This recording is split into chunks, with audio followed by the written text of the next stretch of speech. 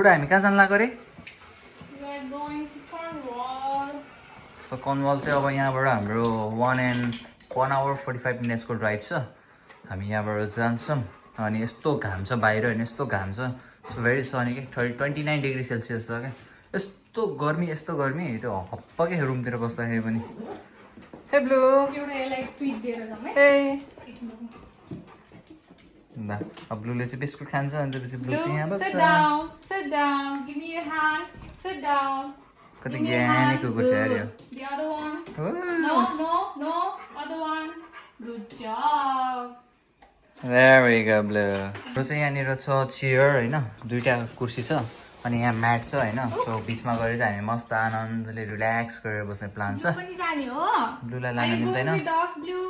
ब्लूलाई लान मिल्दैन गाइस अहिले चाहिँ हामी कनवाल होइन हामी चाहिँ अहिले तिनागल क्यासल भन्ने ठाउँ जाँदैछौँ होइन त्यहाँबाट चाहिँ एकदम सिनेरिक भ्यू देख्दो रहेछ हामी चाहिँ कनवाल भनेको म्यापमा हालेको त म्यापमा त अर्कै त्यो तिनागल अर्कै ठाउँ तिनागल हो र नाम पनि कस्तो कस्तो भन्छ के भनेर चाहिँ त्यहाँ जान्छ जसले पनि मिस्टेक गर्छ यार लोकेसन सो अब यस्तै हो वी आर मुभिङ फरवर्ड होइन अब एकदम घरबाट बल्ल निस्के एकदम घाम छ धेरै घाम छ अब त्यहाँ नजिकको बिचहरू पनि जान्छौँ हामी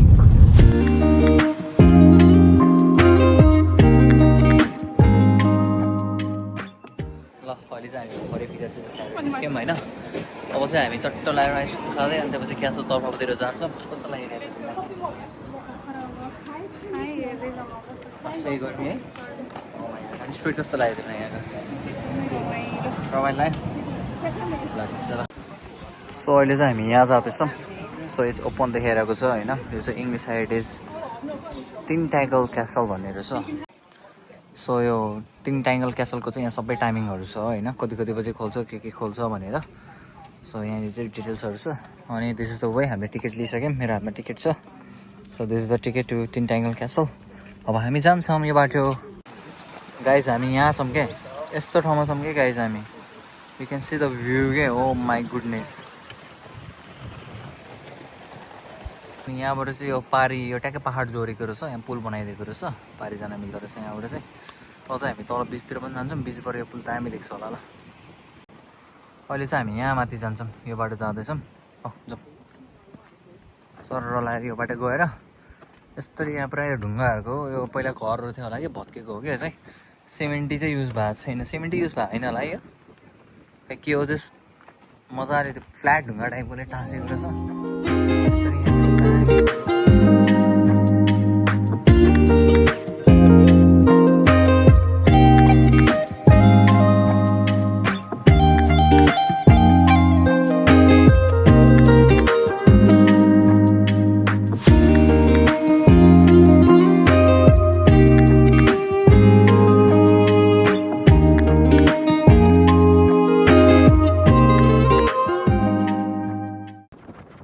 मेन भ्यू पोइन्ट चाहिँ यो रहेछ यो क्यासल साइडको चाहिँ होइन यो हेर्न आउँदो रहेछ मान्छेहरू चाहिँ एकदम मेन ठाउँ चाहिँ यो रहेछ है अब मलाई त्यो अगाडिसम्म पनि जानै मन लागेन कि किनभने इट्स लाइक कोनिक जस्तो लाग्यो यत्रो पैसा लिएको चाहिँ कति चाहिँ भइदियो 45 पोइन्ट कति पाउन्ड लिन्छ दुईजनाको 45.5 पाउन्ड कति थियो जम्मा यो एउटा स्ट्याचु हेर्न आउँदो रहेछ क्या मान्छेहरू चाहिँ क्या जम्मा यो एउटा बजेट चाहिँ छैन है गाइस यहाँ आएर त्यो गर्नलाई डिस्काउन्ट तिरेर भ्यू चाहिँ दामी नै हो तर भ्यू चाहिँ अरू ठाउँहरू उतातिरको पाहाडहरू पनि देख्दो रहेछ देख्नु चाहिँ त्योभन्दा चाहिँ बेटर चट्ट लगाएर क्यासलको टिकट नकाटिकन तल साइडतिर घुमेर आयो भने बेटर है यस्तो यति नै हो भ्यू नै यति हो कि केही पनि छैन कि समुद्र मात्रै हेर्ने हो कि यहाँबाट त क्यासल त केही पनि छैन सानो एउटा केही यसो भाषा छ त्यति हो केही पनि लागेन मलाई चाहिँ अब मैले धेरै रिसर्च नगरेर पनि होला हुनु चाहिँ तर मलाई फिल लागेको चाहिँ त्यति हो कति धेरै मान्छेहरू हेर यतामा तर पैसा तिरेर आउनु चाहिँ यत्रो मान्छेले उचित भएन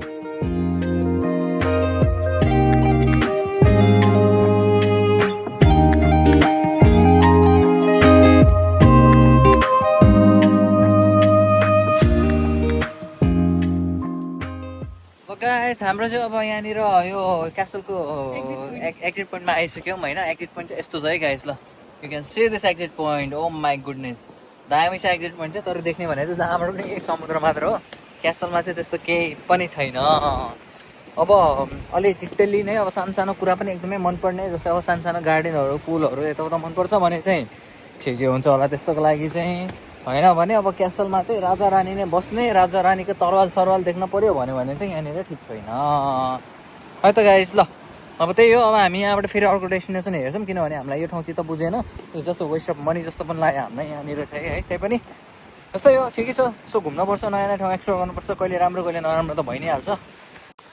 यत्रो पाहाड सिधाएर आयो, अब त सिद्धि होला, अब हिँड्न पर्दैन होला भनेको त। घुम्न भन्दा पनि माथि ठाउँमा पुग्न पो टाइम लाग्दो रहेछ यार, लास्टै हिँड्न पर्ने रहेछ माथि त। यहाँ चाहिँ कति रमाइलो यस्तो खाली गाडी पनि चल्दो रहेछ, मान्छेहरू लिन आउने पुऱ्याउने गर्दो रहेछ यिनीहरूले। पैसा चाहिँ तिर्नुपर्छ है गाइस, त्यो कसरी के गर्ने थाहा छैन, पैसा चाहिँ तिर्नुपर्छ। ल हामी आज यहीँ पुगेर आएको हो गाइस। ल यो डाँडा त हामी पुरा डल्लै सबै घुमेर आएको। ल यो वाला चाहिँ सब घुमेर आयौँ, कतिसम्म पुगेर आयौँ। यो वाला हामी गएनौँ किनभने यहाँ केही पनि छैन, किन रुटै यस्तो यताबाट देखाइरहेछ कि सबै। तर आज केही पनि छैन यार, क्यासल भन्न सुहाउँदैन मलाई त, त्यस्तो बत्ती चाहिँ लागेन। बरु यहाँसम्म यो यहाँ यो टिकट लेखेको पोइन्टसम्म चाहिँ यताबाट यता गयो भने चाहिँ रेड लाइन गयो भने चाहिँ पैसा तिर्नुपर्छ होइन। यतादेखि माथि जानु पऱ्यो भने यो डाँडाको अर्को गुगलमा हेरेर यता अर्को डाँडातिर जानु पऱ्यो भने चाहिँ पैसा तिर्नु पर्दैन। जस्तै यो डाँडा भयो होइन, यो डाँडाबाट यतापट्टिको डाँडातिर जानु पऱ्यो भने चाहिँ पैसा तिर्नु पर्दैन रहेछ क्या होइन, त्यस्तो हो है। अनि बिच चाहिँ यो तलको रहेछ। आज पानी धेरै भएर हामी यहाँसम्म पानी थियो, यहाँसम्म पानी थियो, त्यही भएर हामी तलतिर त्यस्तो खासै पानी सानी भिजाउनु पाएनौँ। तर बिच त योभन्दा अरू बिच त दामी छ। यहाँ चाहिँ के नहोला भनेर यो आउने चाहिँ जस्ट नयाँ ठाउँ घुम्नुपर्छ गाइस, नयाँ ठाउँ चाहिँ घुम्नुपर्छ है। एनिवे गाइस त्यही हो, आउनु होला, घुम्नु होला, रमाइलो गर्नु होला जो चाहिँ यहाँ आउँदै हुनुहुन्छ है। अनि यस्तो यस्तो मैले यहाँ डिस्क्रिप्सनमा राखिदिएको छु, यहाँनिर अझ गुगलमा मजाले हेर्नु होला, देख्नुहुन्छ। ठाउँ चाहिँ रमाइलो छ, एकदम वन्डरफुल ठाउँ छ। सो हामी चाहिँ अहिले यो बिचमा आएको छौँ आज चाहिँ होइन। त्यो क्यासल स्यासल यसो घुमेर आएको थियो, कत्रो वेभ आयो यार, ठुलो वेभ आएछ त अहिले।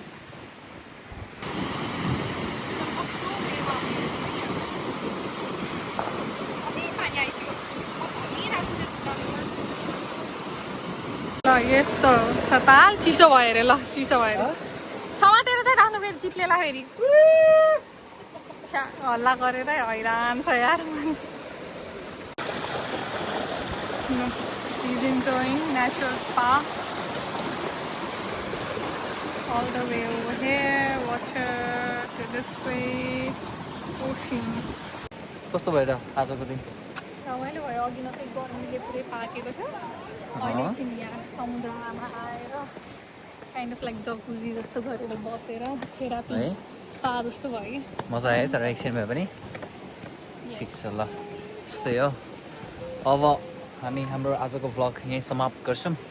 सो अब going back to the home, केही ग्रोसरीहरू किन्नु छ घरको लागि, अनि त्यसपछि from tomorrow back to work, कामसँग च्याट्ट गर्नुपर्छ। यस्तो गाइस हेर्नु होला, सब्सक्राइब गर्नु होला, लाइक गर्नु होला, भ्युजहरू बढाइदिनु होला होइन। अब त्यही हो भने हाम्रो भ्युजहरू धेरै आएको छैन, मिहिनेत गर्दैछौँ, अझै पनि मिहिनेत गर्नुपर्ने छ भने अझै गरौँला भन्ने एउटा आशाको साथ हामी हाम्रो भिडियो यहीँ समाप्त गर्दैछौँ। Take care, bye by.